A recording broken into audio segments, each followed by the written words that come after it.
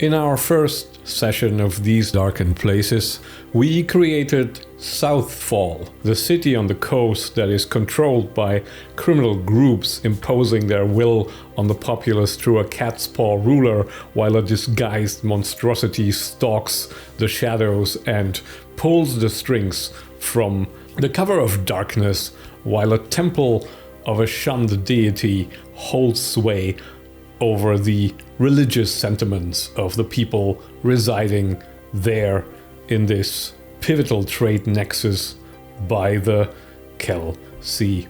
And with that, one of our 3 shadow darkened places is done, our city is created, but that leaves still 2 more to go. We need 1 outdoorsy wilderness type area and 1 classic dungeon. So let's get to it.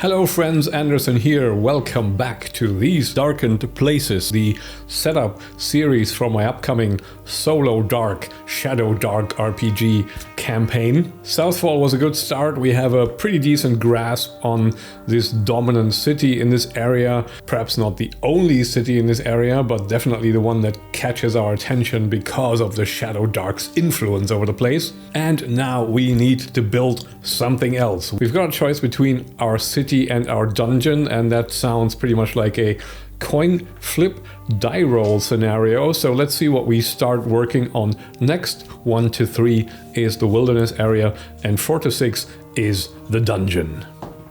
That is a 1. That means we are starting our focus in this session on the wilderness area, and we'll see how far we get, whether we can actually do both the wilderness and the dungeon in one sitting remains to be seen. I almost doubt it a little bit, but regardless, we still need 1 extra session after we have created all 3 places anyway, because I'd like to establish a few common threads and kind of link them together and see whether there's an implication of some shadow darkened machinations that cover maybe the entire region and link those 3 places together. That really depends on what we roll up, but I also want to revisit our city 1 more time and establish at least this dominant religion, and perhaps also get at least some better idea what this disguised monster is that is stalking the shadows. But that's for the future. For now, we have a wilderness area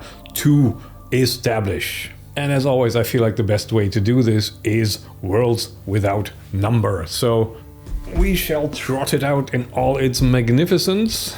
And I think our very first order of business here is to determine what kind of significant terrain feature we are dealing with. So we're going to be using this table here to figure out the type of terrain, and we'll take it from there with a bit of a more in-depth look at the 1 roll terrain feature details table. So let's get started with a d20 and we'll see what we get. We get a 3, that is blasted lands, radioactive or scorched over by ancient war, many ruins are likely. Okay, I think the radioactive bit we happily ignore, since that is a bit of a holdover of Worlds Without Number, also doing some of, well, more like sci-fi, advanced technology, previous civilization type stuff, which I'm not that into for this particular world, but we will happily design the blasted lands. And our features are scorched earth, ruins everywhere, and possibly old battlefields. And that of course immediately puts us in mind of wandering undead and maybe cursed areas and all kinds of overground ruins to explore, with potentially also like an underground element to it, but definitely not like the mostly subterranean dungeon that we might end up developing afterwards. I think ruins in this case is going to be abandoned towns or old keeps or something of the sort. So certainly something where adventurers and mercenaries and tomb robbers will find ample opportunities to ply their trade. We're going to need some kind of a sanctuary, town, keep, or outpost that is adjacent to this area as sort of a base of operations, but we will most certainly mostly be focusing on the area itself. Now for the fun part, the entire fistful of dice. So we will pretty much need a D-everything. Is that all the dice? That looks complete. So let's throw them. All right, let's take stock. What do we have here? How populated is the feature? That is a 1. That is almost unpopulated or something like it. That makes all kinds of sense. D6 is a 4. How dangerous is the feature? It's unusually dangerous in several ways. That is what we were hoping for. Wouldn't be much fun if it was incredibly safe. What use is this feature? Die 8. That is a 6. That is a major trade route goes through it. Oh, okay, so it may have some link to our trade nexus city here. D10, what kind of event happened here last? That's a 4. A resource strike drew numerous people. Okay, so there is maybe some kind of resource found here that may also be the reason for our sanctuary. So perhaps the trade city is invested here somehow and trying to exploit this area. But since it's a dangerous area, that also offers opportunity for the adventuring types to be here. That makes some kind of sense. What antagonists are common here? D12, 7. That is a hostile sentient monster civilization. Huh.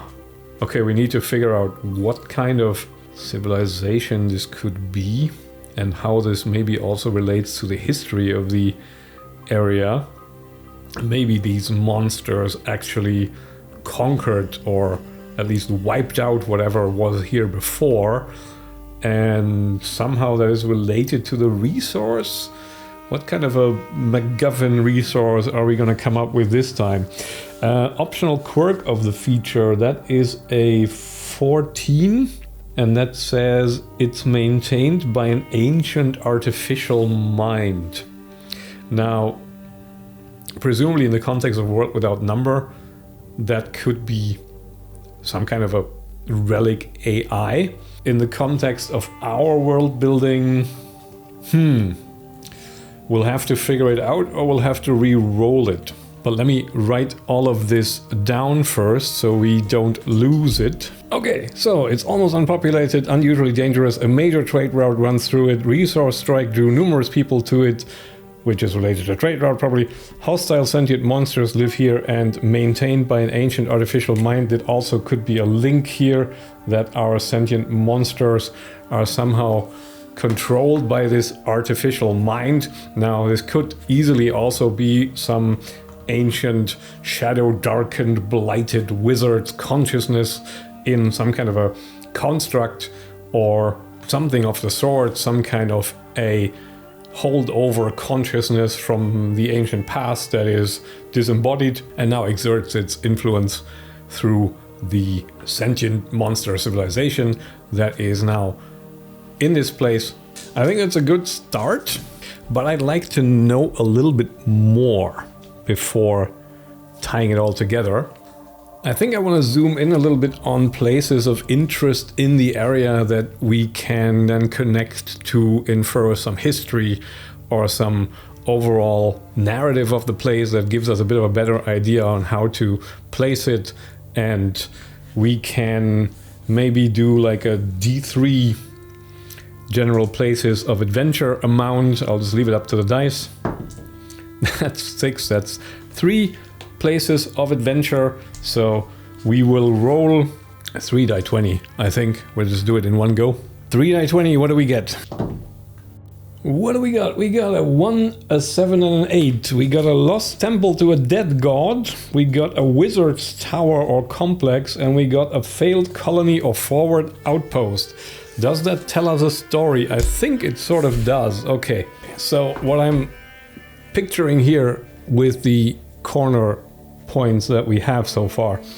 We have the Temple to the Dead God, which might potentially be what attracted the hostile monsters to the area. Maybe it's their god, or what I would also imagine could have happened is that in the distant past, maybe they rose up and killed that god because it was some kind of a oppressive force for them, and they're now staying in the area, and their main like area of operation is that old temple because that is sort of their legacy, that is their way of making sure that this dead god doesn't come back. While the wizard's tower or complex might be a nice hosting spot for this ancient artificial mind, so maybe that wizard has found some semblance of immortality by turning itself into a device of some kind.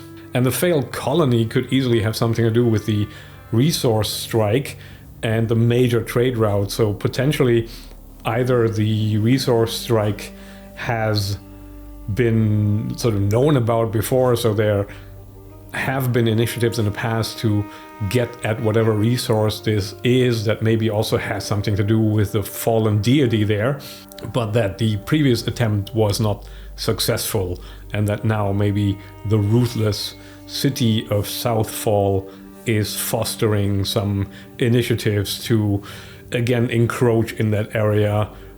But you have to contend with the sentient monsters and with whatever undead and cursed other stuff is going on in that region. I think we should probably figure out who our sentient monsters are. Is there something in ShadowDark that can help us with this? Looks like there's more location-specific encounter tables and also options to create your own monsters, which we could do. We could make our own sentient monster species. We could work with a prompt as well to give us an idea, some kind of a, oracle prompt. Let me have a quick look at certain wizardry. Not directly useful, but I found a really nice table to name them later on. I think we can work with this set of tables in the Swords and Wizardry Companion. We just narrow it down with a D100 roll to get an idea what kind of sentient monster we're dealing with. If we roll an animal, it's going to be a sentient version, possibly bipedal, of that animal. So let's roll a percentage die first, and the red one goes front. 90. It is a species of miscellaneous. And what kind of miscellaneous is it? We roll another percentage die. 74. Tangleweed Stranglevine. Sentient plants? Let me look up what that is real quick. That is indeed plants, and probably not particularly sentient, but we could work with this because if we take something like Spriggans in Skyrim or something like that, this could actually fit in quite nicely with the dead god and weird resource kind of thing. If we think that... Okay, I need to get my thoughts straight here. We start out with a kind of a nature-themed god, right? And somehow this deity is slain. And then we have the god's blood, or even like sap of some kind. And that makes our sentient monsters, who are plant-based.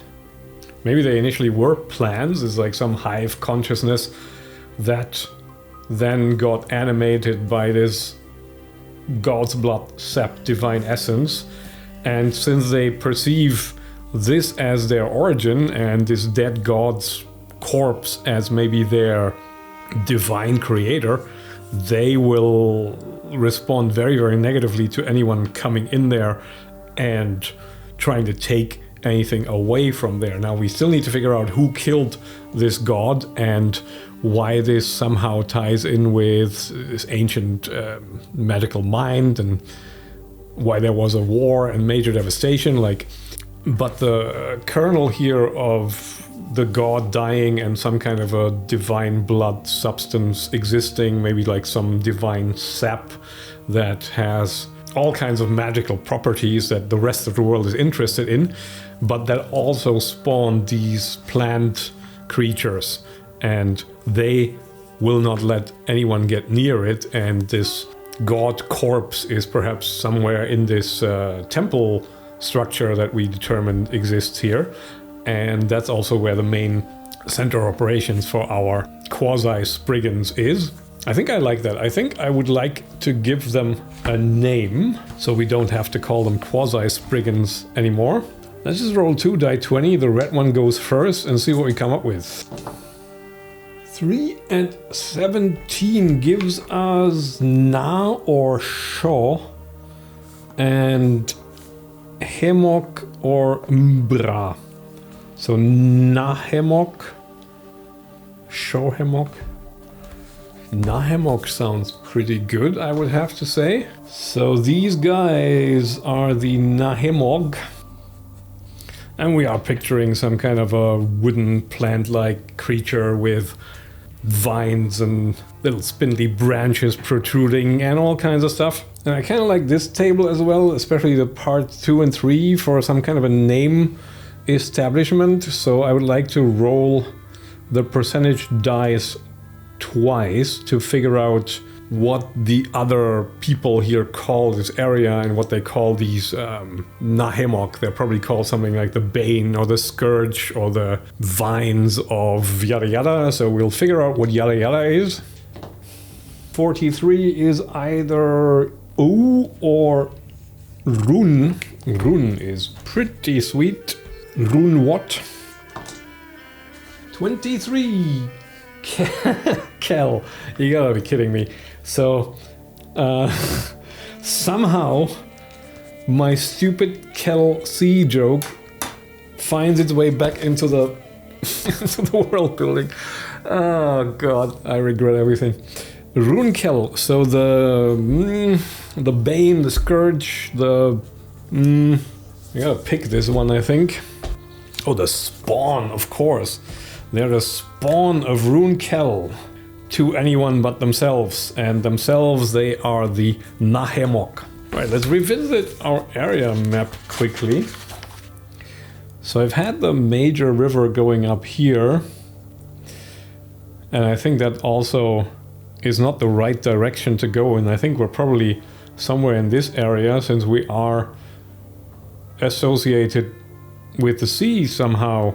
So maybe this cape here is the area of Runkel. And we'll picture like a dramatic dropping cliffside, not accessible. And then somewhere there is the temple to our dead god who spawned the Nahemok. So we can fill that in, the Nahemok, the spawn of Runkel, live here.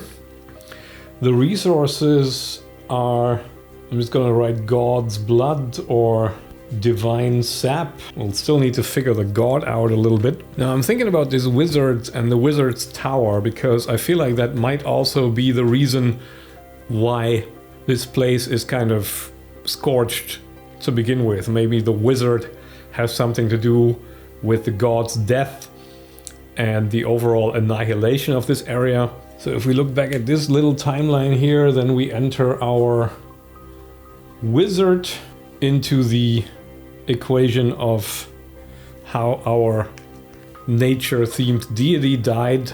Maybe the wizard tries to usurp the nature deity and their essence, and then something goes wrong. The god is dead, spawns the Nahemok, and wizard ends up trapped in a magical artifact in their tower.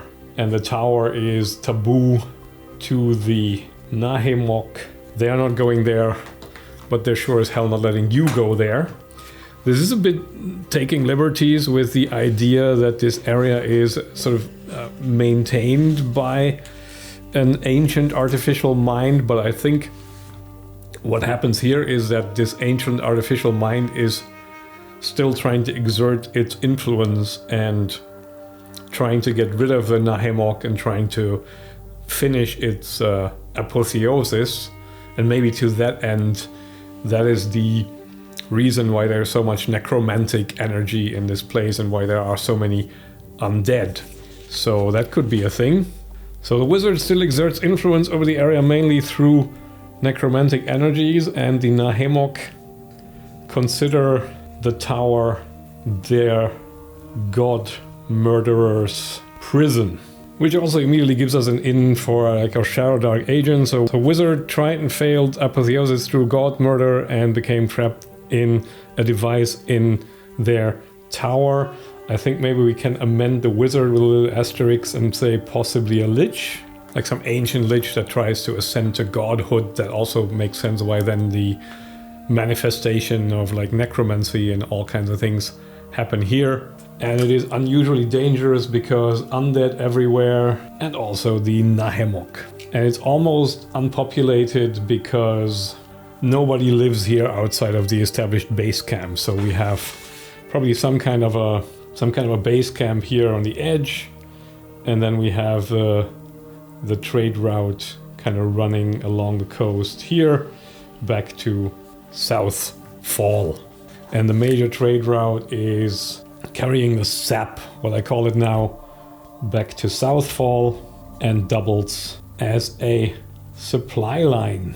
And then maybe somewhere in here we have the old forward camp where the first expedition failed. So let's blow it up a little bit. We have this area here, this cape, and we have like the outpost and the first expedition ruins. Might have been a case where the first expedition made some inroads, possibly with the Nahemok, and initially managed to deceive them, but then once they're found out, they get wiped out and destroyed, and then the perimeter also shifts and the Nahemok just immediately start attacking anything that even comes close. And then we can infer that the temple ruins are probably somewhere on the tip of the cape, and somewhere there was a wizard's tower, but I think we don't decide yet where it is. Now I'm thinking in terms of ruins, we need to consider how this sequence of events unfolded, whether we have any kind of civilization remnants here or something. I feel like we probably should. I think there might be a potential where this temple was ingrained with some kind of human, demi-human civilization that is quite druidic or nature adjacent or something like that, maybe elven, and that the wizard and their undead armies were kind of the invading force, and that they managed to kill the god, but that whole pulse of death energy ultimately killed everything here, and that the undead that the Lich Wizard now has under their control is maybe the once upon a time original residents of this area and followers of this dead deity now, and now they're like eternally cursed to do the bidding of the entity that wiped out their own existence and civilization and deity and whatnot. Which means that if we think about it like historically, maybe we had like the temple here. So this was probably lush and verdant with heavy vegetation. I'm just kind of covering it in the implication of trees here a little bit, because I think nowadays it's quite barren with only patches of forest.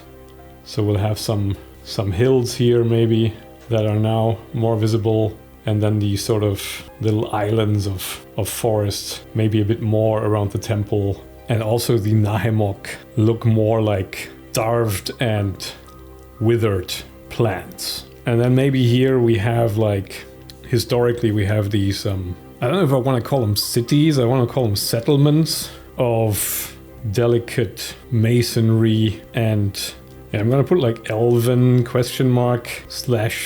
artistic construction blending in with the forest. And we have now remains of old raised ruins of former, again, elven / settlements. I don't know if I want to make them elves necessarily, but I think it might work, because then you have like elven wights and banshees and zombies and all kinds of other fun things shuffling around here that gives me kind of a nice vibe. And I think our wizard just attacked from the north by undead legions. So they pushed all the way in here and then eventually conquered the temple, and that created the Nahemok and wiped out the elves. That sounds like a pretty nice setup for an adventuring area.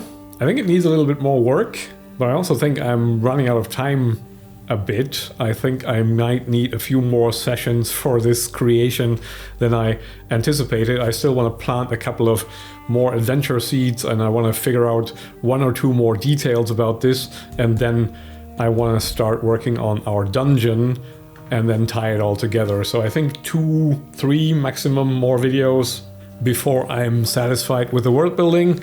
Follow along if you like. Thank you very much for watching. Consider subscribing, liking the video. I'll see you next time. Bye for now.